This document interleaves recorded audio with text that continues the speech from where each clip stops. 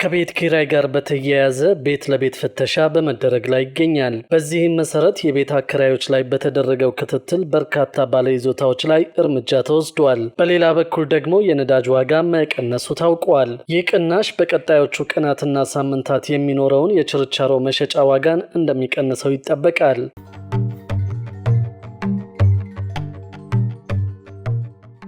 በተያዘው በጀት ዓመት 350 ቢሊዮን ብር ለመሰብሰብ ማቀዱን የአዲስ አበባ ገቢዎች ቢሮ አስታወቀ።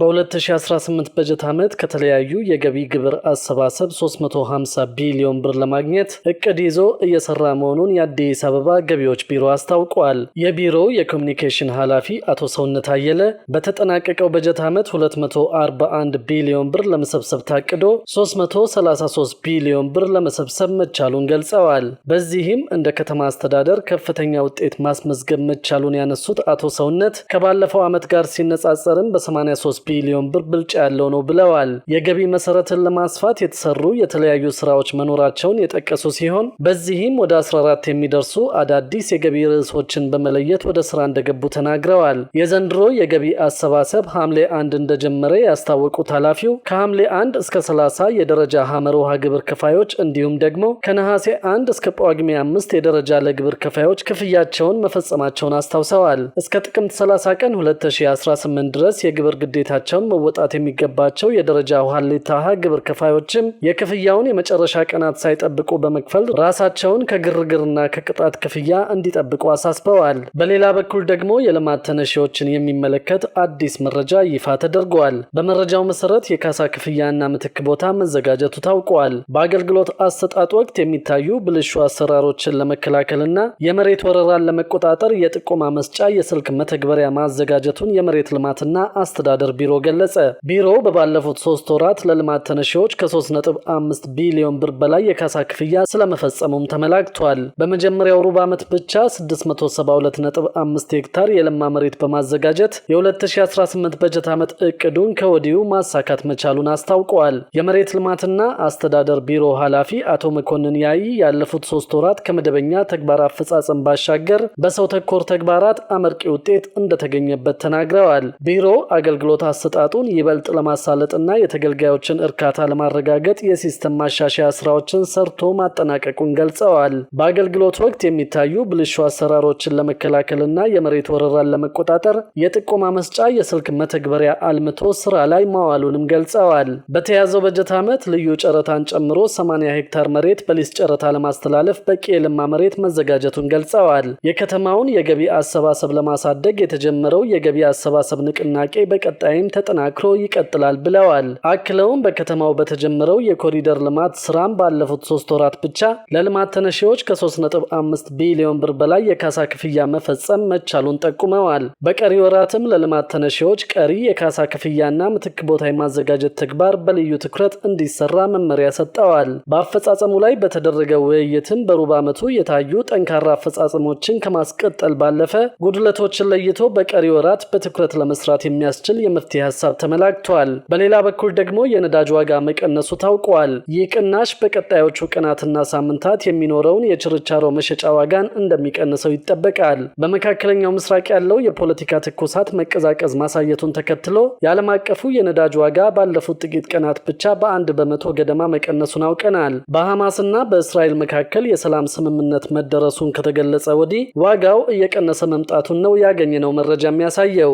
የአሜሪካ ድፍድፍ ነዳጅ ዋጋ በ1.1 በመቶ ሲቀንስ የዓለም አቀፍ መለኪያው ብሬንት ደግሞ በ1 በመቶ በመቀነስ 1 በርሜል በ$60 ከ50 ሳንቲም እየተሸጠ ይገኛል። ከጥቂት ወራት በፊት በብሬንት የ1 በርሜል ድፍድፍ ነዳጅ ዋጋ በ$70 ከ81 ሳንቲም ሲሸጥ መቆየቱ ይታወሳል። ላለፉት ሳምንታት የዓለም አቀፍ የነዳጅ ዋጋ ቅናሽ እያሳየ መምጣቱም ይታወቃል። IMF በበኩሉ የነዳጅ ዋጋ በመጪዎቹ ወራት ይበልጥ ይቀንሳል የሚል ግምቱን ከሰሞኑ አስቀምጧል። በኢትዮጵያ የነዳጅ ዋጋን በተመለከተ ግብይቱ በዓለም ገበያ መሰረት እንዲሆን መወሰኑን ተከትሎ በአሁኑ ወቅት በዓለም ገበያ መሰረት እየተካሄደ እንደሚገኝ የነዳጅና ኤነርጂ ባለስልጣን አስታውቀዋል። የባለስልጣን መስሪያ ቤቱ የህዝብ ግንኙነትና የኮሚኒኬሽን ስራ አስፈጻሚ ወይዘሮ በቀለች ኩማ እንዳሉት ከሆነ በአሁኑ ወቅት የነዳጅ ዋጋ በዓለም ገበያ መሰረት እየተካሄደ ይገኛል። ይህም የሆነበት የነዳጅ ዋጋ የዓለም ዋጋን ተከትሎ መሄድ አለበት ሲባል ኢትዮጵያ ነዳጅ የምታስገባበትን መንገድ መንገድ በሙሉ ታሳቢ ባደረገ መልኩ እንደሚሆን ጠቁመዋል። ከጥቂት ቀናት በፊት ከአውሮፕላን ነዳጅ ውጭ ያሉ የነዳጅ ምርቶች የችርቻሮ መሸጫ ዋጋ ባለበት እንዲቀጥል መወሰኑ ይታወቃል። የቤንዚን፣ የነጭ ናፍጣ፣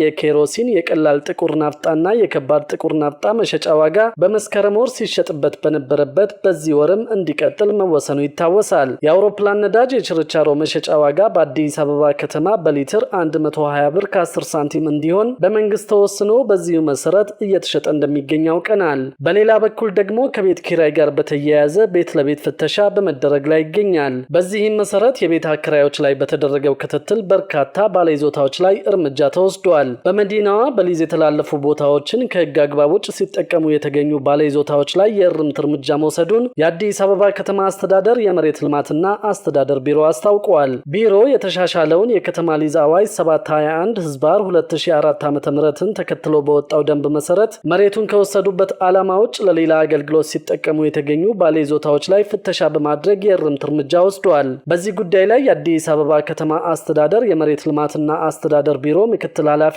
አቶ መኮንን ተረፈ ሀሳባቸውን አካፍለዋል። የመሬት ልማትና አስተዳደር ቢሮ በበጀት ዓመቱ በሊዝ ውል መሬት የሰጣቸው ይዞታዎች ያሉበትን ሁኔታ መቃኘቱን የገለጹት ኃላፊው ከዚህ ውስጥ በህጉ መሰረት የአገልግሎት ለውጥ ያደረጉ ባለይዞታዎች እንደሚገኙበት ተናግረዋል። ይሁን እንጂ ከሊዝ ውል ውጪ ወይም ደግሞ የህግ አግባብነት በሌለው መንገድ የመሬት አጠቃቀም ለውጥ ያደረጉ ባለይዞታዎች ላይ በተደረገው ክትትል መገኘታቸውን ኃላፊው ገልጸዋል። ከህግ ውጭ የመሬት አጠቃቀም ለውጥ ያደረጉ ባለይዞታዎችን እንዲያስተካክሉ ድጋፍ የተደረገላቸው ሲሆን አገልግሎት መቀየር የፈለጉትን ደግሞ በህጉ መሰረት እንዲቀይሩ መደረጉን አመላክተዋል። በክትትሉ የተገኙ ውጤቶች በርካታ መሆናቸውን አስረድተው ከተገኙት ውጤቶች መካከል የአሰራር ስርዓትን ማስፈንና ፍትሐዊነትን ማረጋገጥ እንደሚገኙበት ተናግረዋል። በክትትሉ ለተለያዩ የልማት ስራዎች ሊውል የሚችል በ20 ዓመታት ጊዜ ውስጥ ሊሰበሰብ ሲገባው ሊሰወር የነበረ 9 ቢሊዮን ብር ማዳን መቻሉን አስረድተዋል። ከዚህ ቀደም የመኖሪያ ቤት የነበረውን ይዞታ ወደ ንግድ ወይም ደግሞ ወደ ሌሎች አገልግሎቶች ሲቀይሩ